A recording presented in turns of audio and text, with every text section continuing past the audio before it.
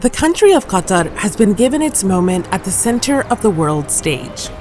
The spotlight first swung its way in 2010, when the tiny but rich Middle Eastern state won the right to host the 2022 World Cup, the biggest sporting event in the world by far.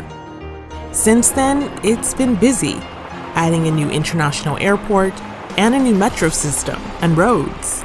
It's also built 7 stadiums, including Al Bayt, inspired by Bedouin tents, Lusail, reflecting handcrafted bowls found across the Arab world, and Al Janoub, shaped like a dhow fishing boat on the gentle waves of the Gulf. World Cup organizers in Qatar say tournament facilities cost less than $7 billion, and that the additional billions spent on infrastructure will benefit the country long after the last match is played. Still, it's worth asking, is the investment in a World Cup worth it?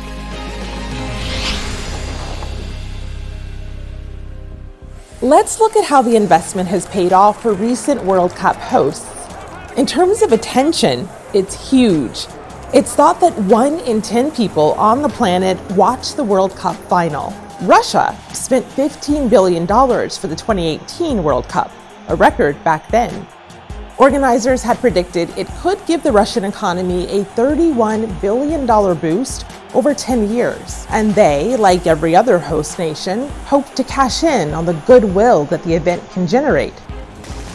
But that didn't really work out. Russian President Vladimir Putin squandered any goodwill gains with his invasion of Ukraine. As a result, Russia is banned from playing in Qatar, only 4 short years after hosting the tournament.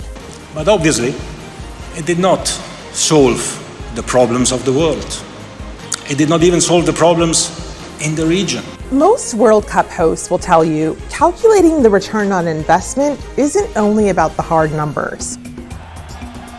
Take South Africa, for example, which put on the first World Cup in Africa in 2010 at a cost of more than $3 billion. The Ministry of Sport predicted South Africa's economy would eventually reap a $6 billion boost. But it also said the country gained an intangible legacy of pride and unity and showed the world that it did not have lions roaming the streets, but that it did have ATMs. In Japan and South Korea, taxpayers footed most of the $7 billion bill for the 2002 spending splurge, but their governments insist it was worth it, solely in terms of the PR it generated and for football in the region. The United States, Mexico, and Canada joined forces for their winning united bid to secure the rights to host the 2026 World Cup. A big money saver for them?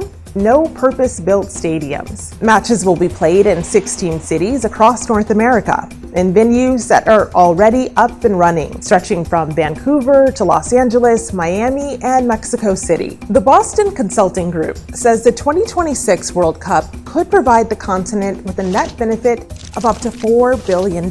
So the costs can be huge, and the benefits hard to calculate, but those hurdles don't seem to be insurmountable. Right now, countries are working on their bids for the 2030 World Cup. That's a centennial tournament. The nation or nations with the winning bid will secure a place in World Cup history. And a lot of people would argue that you can't put a price on that.